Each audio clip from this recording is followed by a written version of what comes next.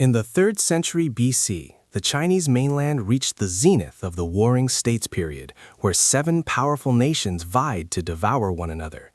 Through centuries of relentless warfare, the weaker states had already vanished, leaving the 2 mightiest giants to face off for the ultimate prize, the mandate to rule all under heaven.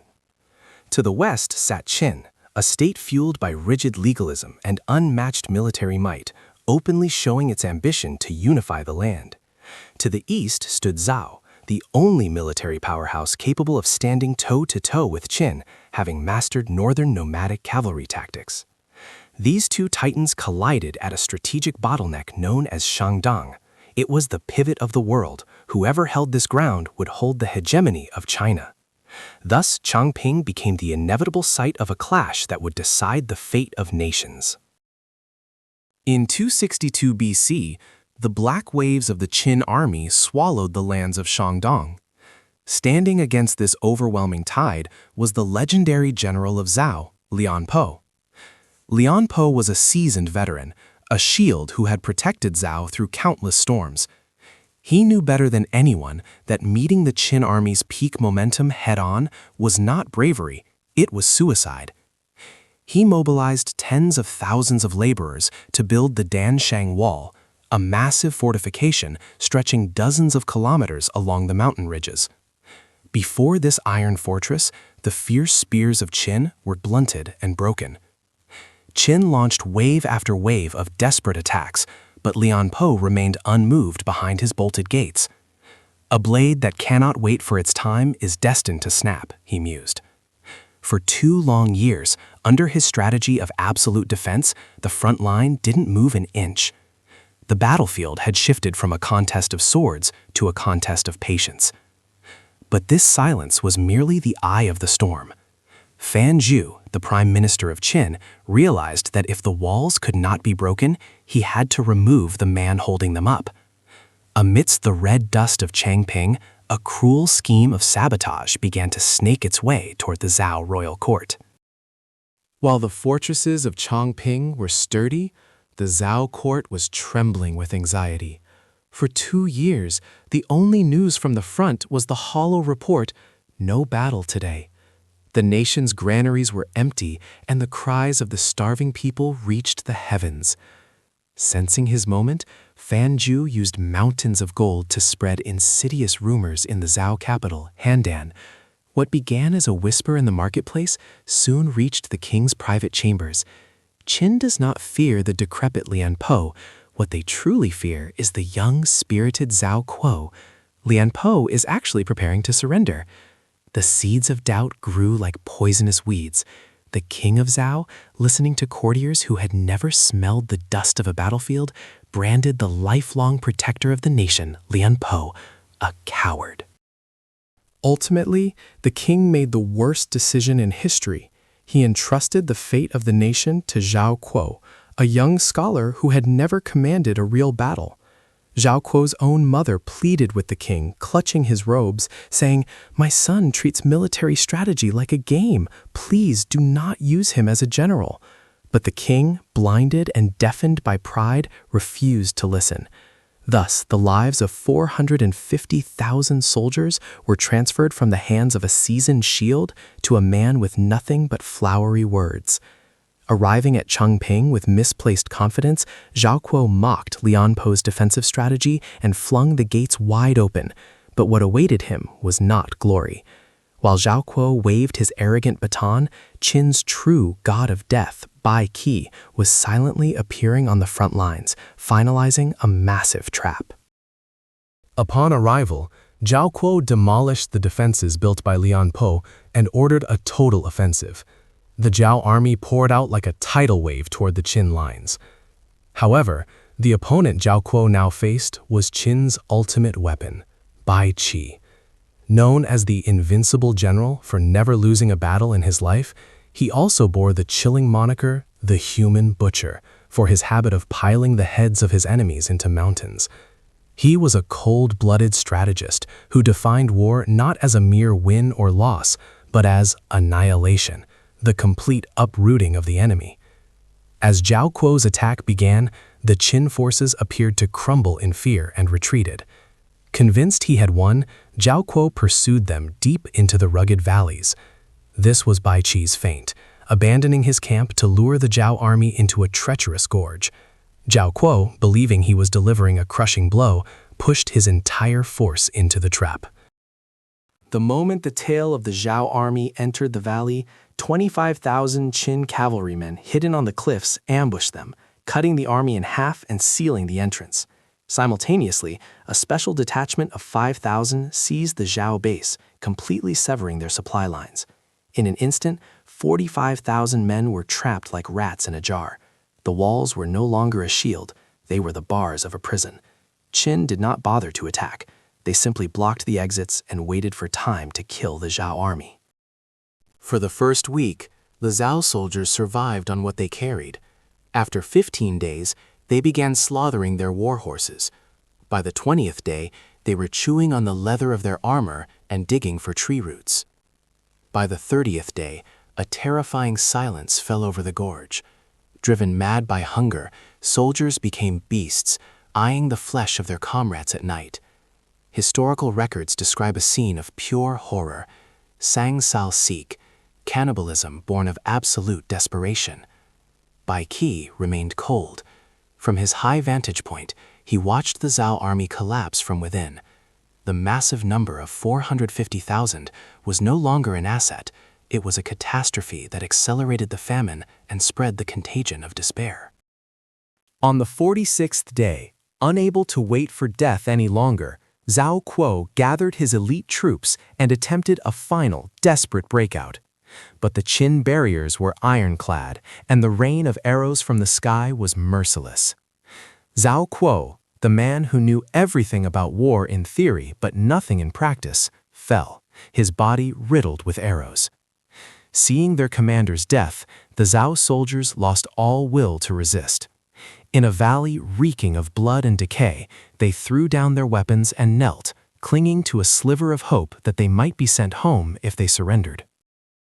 Bai Qi's cold calculation.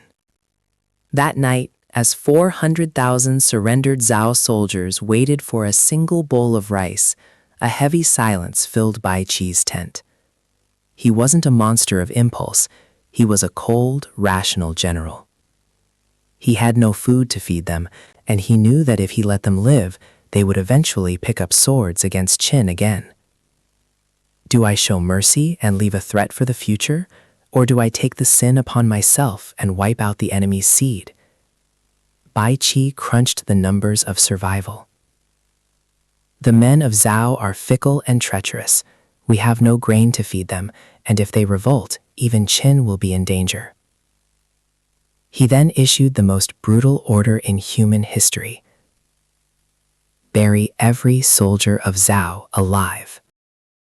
Bai Qi knew it was physically impossible to kill 400,000 men at once. He targeted their psychological defenses first. He ordered the prisoners to be divided into dozens of small sectors. He then spread a fake proclamation. We will select those to be integrated into the Qin army or sent home. Stand by for registration. The starving, terrified soldiers clung to this lie as if it were their last breath. On the night the tragedy began, Bai Qi instructed the prisoners to move to specific deep valleys, one unit at a time, for identification and rations. The soldiers walked into the pits of their own accord, perhaps even fueled by the hope of survival. Isolated by unit, they had no idea what was happening in the next valley. As one unit reached a dead end, Qin soldiers waiting on the cliffs above triggered an avalanche of rocks and earth. By the time they realized they had been betrayed, the exits were already sealed. In this manner, Bai Qi systematically buried 400,000 men alive. The night at Changping was filled with the sound of desperate screams and the heavy thud of falling earth. When morning broke, the sea of Zhao soldiers was gone. Only massive mounds of freshly turned soil remained in a grotesque, haunting silence. Messengers of terror. After the massacre, Bai Qi spared only 240 of the youngest boy soldiers. It was not out of mercy. It was so they could return to Zhao and vividly describe the hell they had witnessed, paralyzing the entire nation with fear. When these children, covered in blood and dirt, entered the capital of Handan and testified to the nightmare of Changping, the entire nation of Zhao was drowned in a sea of mourning. There was not a single house that did not wear funeral white. The land of Changping became a cursed place. Legends say for centuries, whenever it rained, one could hear the wailing spirits of the dead. The war seemed over. With its youth annihilated, Zhao appeared to be beyond recovery. Yet, Zhao did not fall immediately. Incredibly, they endured for another 30 years. Immediately after the battle, Bai Qi wanted to march on Handan and finish Zhao for good. When the Qin army surrounded the capital, there were almost no adult men left to fight. But this despair turned into a venomous defiance. Even the elderly and women climbed the walls to hurl stones. Paradoxically, what saved Zhao at the brink of extinction was the jealousy within the Qin court. Prime Minister Fan Zhu grew terrified. If Bai Qi conquered Zhao, his prestige would eclipse Fan Zhu's own power. Fan Zhu persuaded the king, "The soldiers are exhausted. We must call a truce to consolidate." The king ordered a retreat, giving Zhao a miraculous chance to breathe. A year later, the king of Qin ordered another attack on Handan, but this time Bai Qi flatly refused. He knew Zhao was now united by a thirst for vengeance and that neighboring states would send reinforcements. Bai Qi stood by his principle. War is fought when you can win, not to satisfy a king's pride. Even when the king repeated the order, Bai Qi feigned illness and refused to appear. Just as he predicted, the states of Wei and Chu sent relief forces and repelled the Qin army. The king's pride was wounded. He sent other generals, but they failed repeatedly. The king begged Bai Qi again, but the general refused until the end. In the king's eyes, Bai Qi's silence was no longer illness. It was arrogance. Is he trying to prove that only he can win? Fan Zhu seized this moment. Bai Qi mocks your majesty's failures. If he leaves for another state, Qin is doomed. Finally, the king stripped Bai Qi of his rank and exiled him. Shortly after he left the city gates, an envoy blocked his path, presenting a box containing a cold, sharp sword. It was a command to commit suicide. Bai Qi stared at the blade for a long time. Looking up at the sky, he let out a long sigh. What sin have I committed against heaven to end like this? Ah, now I know. I truly deserve to die. For the crime of deceiving and burying 400,000 men at Changping, this death is more than justified. With that, the god of death took his own life. For 20 years after Changping, Zhao suffered from a lack of manpower and a decaying economy. However, the appearance of the great general Li Mu made Qin tremble once more. Using the cavalry tactics he honed defending against the Xiongnu, Li Mu twice annihilated the elite Qin forces, preserving Zhao's final shred of dignity. Realizing they could not defeat Li Mu on the battlefield, Qin reused the same scheme they had used 30 years ago. They bribed a corrupt official, Guo Kai, to spread rumors that Li Mu was plotting a rebellion. The foolish king of Zhao, forgetting the lesson of the past, arrested and executed the last pillar of the nation. With Li Mu gone, the Qin general Wang Zhen launched an immediate invasion. Without its leader, the Zhao army fell like autumn leaves. Just 3 months after Li Mu's death, the capital of Handan fell. The cycle of tragedy that began at Changping 30 years prior finally ended with the extinction of the state of Zhao. Modern historians often debated, was it really 400,000? They questioned the logistics of managing and burying such a vast number in one place. However, in 1995, a massive pit of bones was discovered in Gaoping City, Shanxi, the site of the ancient battle. Along with arrowheads and currency, countless skeletons were found layered on top of each other. Many showed no signs of sword wounds, suggesting they had indeed been buried alive to suffocate.